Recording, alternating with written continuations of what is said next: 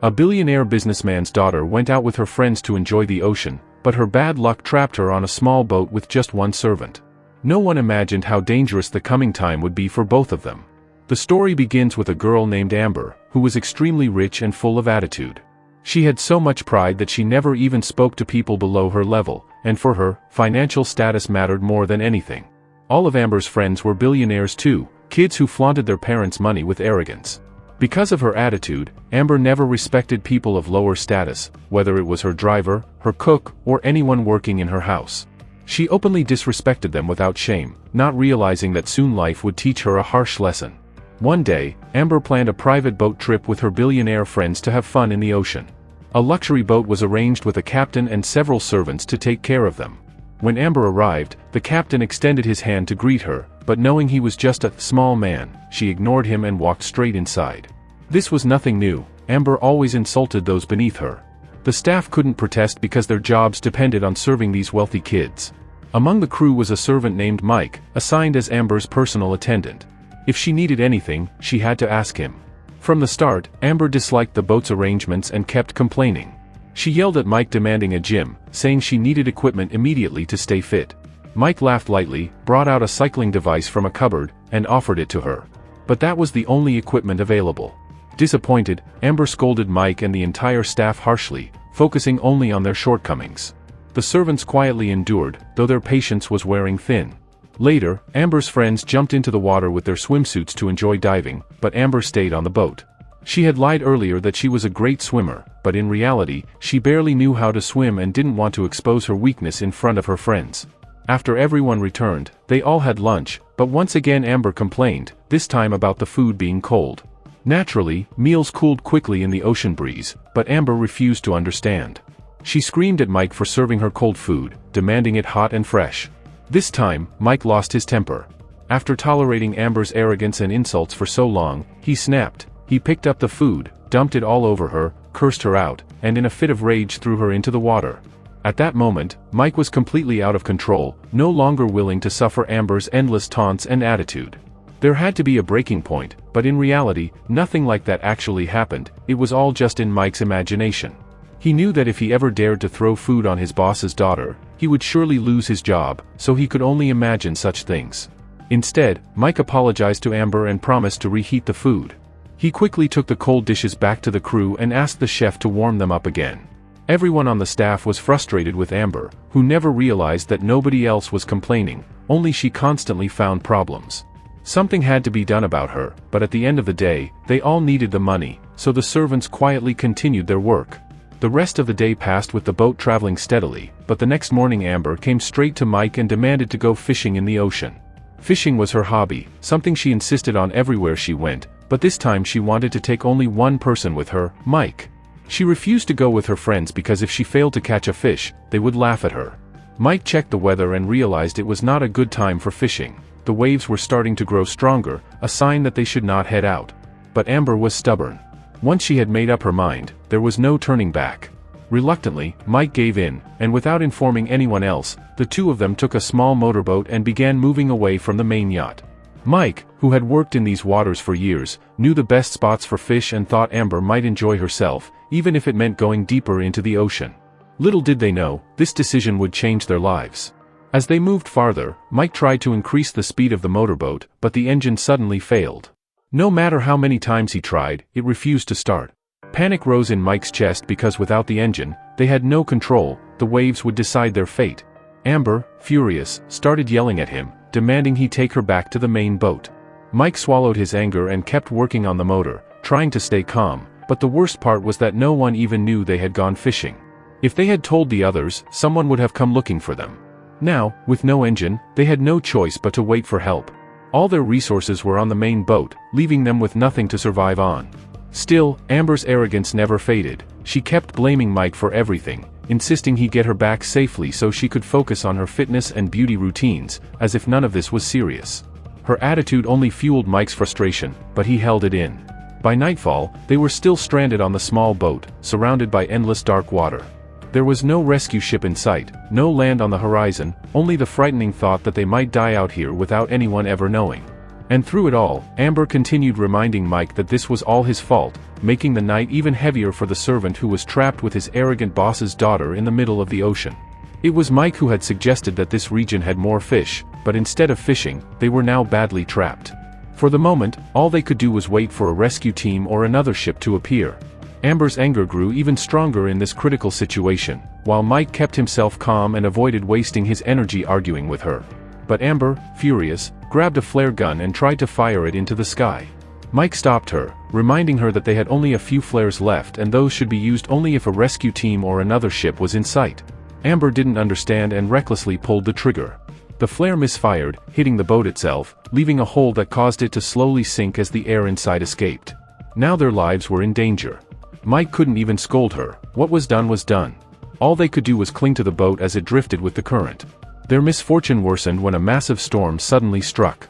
Rain poured down, lightning flashed, and giant waves tossed them around. Surviving such a storm was almost impossible, especially in a damaged boat that was losing air. In such conditions, the first step should have been sealing the hole with plastic or any available material, but the biggest threats were the cold storm and towering waves.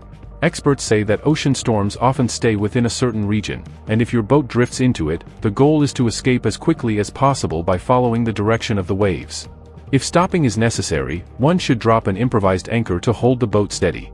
A flare gun helps, but another practical survival method is using a flashlight to signal SOS, 3 short flashes, 3 long, and 3 short, a universal distress code designed by Marine soldiers. If followed properly, there's a chance of rescue even during storms. But Amber and Mike, exhausted, eventually passed out in the storm. By morning, the storm had subsided, but their boat was still sinking. Suddenly Amber spotted a small island in the distance and woke Mike. Hope returned, they might at least escape the ocean. With great effort, they paddled their broken boat toward the island and finally reached its shore. Mike scouted the place carefully, but found no signs of people. The good thing was, he loved watching survival shows and knew many techniques to live without resources on a deserted island.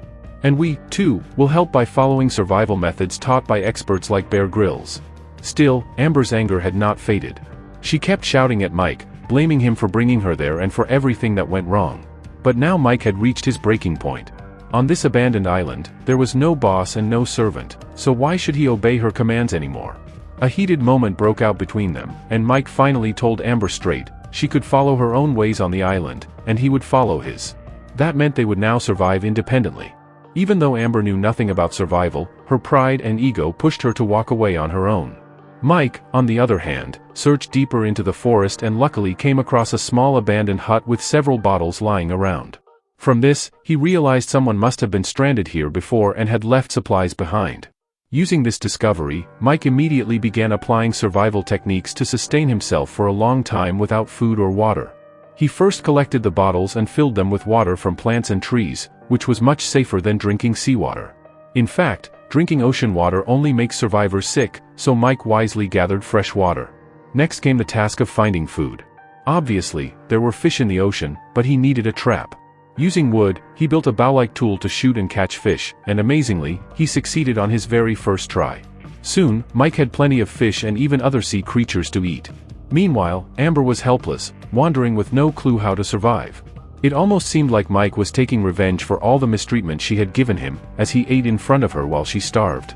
Mike's survival skills worked perfectly, but Amber, with zero knowledge, kept stumbling through the forest. Her life had always been full of luxury. Whatever she wanted, money bought instantly. But here, the rules were different. You only got resources if you worked hard to find them. Coming from a poor background, Mike had learned resilience, while for Amber this was the greatest challenge of her life. Hungry and exhausted, she struggled under the blazing sun, her feet cut and bruised by rocks, until her arrogance finally began to fade. Weakened, she eventually found Mike comfortably eating fish and drinking water, completely at ease. Amber sat nearby, her pride holding her back from asking for food, though she desperately wanted to. Mike ignored her presence, knowing her ego was still intact. After a while, hunger broke her down and she asked Mike for fish and water. Mike paused, thought for a moment, then refused. He reminded her that she had never respected anyone, so she didn't deserve his resources. Amber was shocked. A servant who once couldn't even raise his voice against her was now speaking harshly, giving her the same humiliation she had always thrown at him. Mike made it clear, she would only get food if she agreed to follow his rules. To her surprise, Amber had no choice but to accept, no matter what it took. Mike told Amber that in exchange for food she would have to wash all his clothes and speak to him with complete respect. He even demanded that she call him master, making it clear that wealth was useless in such a wild place, only survival skills mattered. Mike had already decided to teach Amber a lesson until she truly realized her mistakes. Amber had no choice, she needed food, so unwillingly she followed his orders. She started doing everything Mike told her, from washing his clothes to cooking his meals, almost like a servant. Mike, in turn, spoke to her the same way she once spoke to those below her, with arrogance, disrespect, and attitude. Amber began to feel this was unfair, as Mike often insulted her and gave her only small portions of food, forcing her to see that money had no value here. What truly mattered was behavior, how a person treated others. From the beginning, Amber had been arrogant because money always solved her problems, but now she was forced to struggle. After eating and drinking, when it was time to sleep, Mike told her she couldn't stay inside his shelter unless she shared his bed. Furious, Amber shouted that she would rather sleep with wild animals than with him. Mike didn't care and went inside his hut, leaving her outside in the freezing cold. The next morning, when he came out, he saw Amber shivering badly. For a moment he felt pity, but her attitude still hadn't changed. She threatened that if she survived and returned home, she'd have her father throw him in prison. Mike wasn't bothered, he had nothing to lose. He was a man who found happiness in himself and spread it to others, but to teach Amber a lesson, he had to stay tough. Distance grew between them, yet since they were alone on the island, they had no choice but to talk to each other. As time passed, a strange bond began to grow, neither friendship nor enmity, something in between. Watching Amber suffering, Mike realized she might finally be learning her lesson, so he started speaking more kindly to her. Days passed, their survival skills became stronger, but they knew they couldn't live like this forever. They needed to escape. By now, Amber had begun to feel something for Mike. She cooked for him, spent time with him, and opened up in conversation. Mike, in turn, became more comfortable and shared his past, how his wife had divorced him a year earlier because he didn't have much money.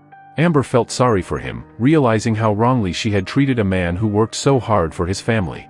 She even apologized sincerely for all her mistakes, and Mike forgave her instantly. Their relationship shifted from master and servant to genuine friends. The same girl who once only chose billionaire friends now valued a servant more than anyone. Their days passed peacefully until, one day, Amber spotted a boat sailing nearby. She began shouting for rescue, but in the next moment, she hesitated, realizing she had grown to love this place.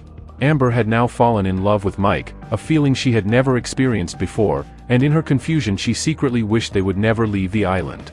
After calling out to the boat, she quickly hid so the rescuers couldn't spot her. Then she went straight to Mike and confessed everything. Mike wanted to signal the boat so they could be rescued, but Amber, with innocent eyes, told him she wanted to stay with him. She explained that her whole life had been spent in luxury, but she had never felt the emotions she now felt with him, and that was why she wanted to live on the island by his side. Mike, however, couldn't tell if she truly meant it or if it was some clever trick. He also liked her, but he told Amber she would have to prove her love because trust didn't come easily. Amber held him and admitted she didn't even know how to show love, but her emotions made it clear she was sincere. Mike understood, though he reminded her they couldn't live like this forever. Finally, Amber agreed to call the rescuers. Together they approached the ship, were spotted, and soon taken aboard. After several hours of travel, they finally arrived at a harbor, home at last after being stranded on an abandoned island for so long. But to Mike's shock, Amber's husband was waiting there.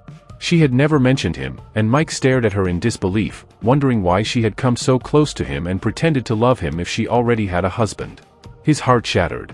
Amber's husband slowly led her away, and though Mike hid his emotions, inside he felt utterly betrayed.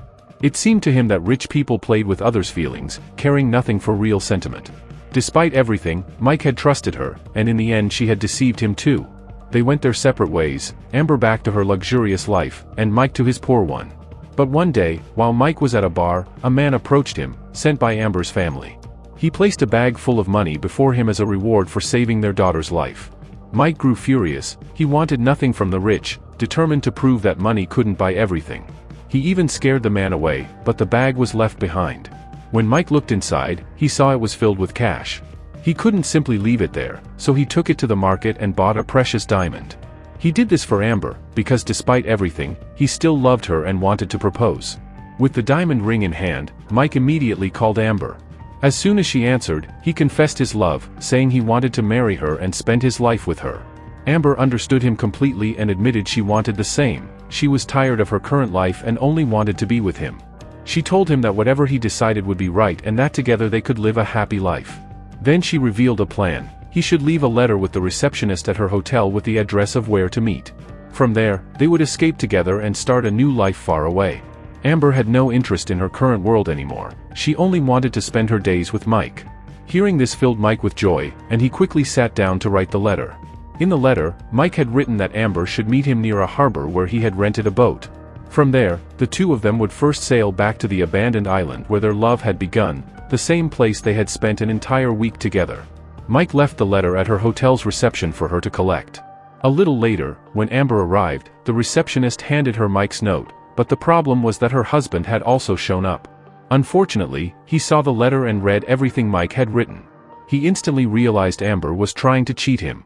Determined not to let this happen, Amber's husband wrote another letter himself, pretending it was from Mike. In this fake note, it said that Mike could never be with Amber, that she should forget him, and that everything on the island had only been a joke. According to the letter, Mike just wanted to toy with a spoiled rich girl and had gotten his fun, so now she should never come near him again.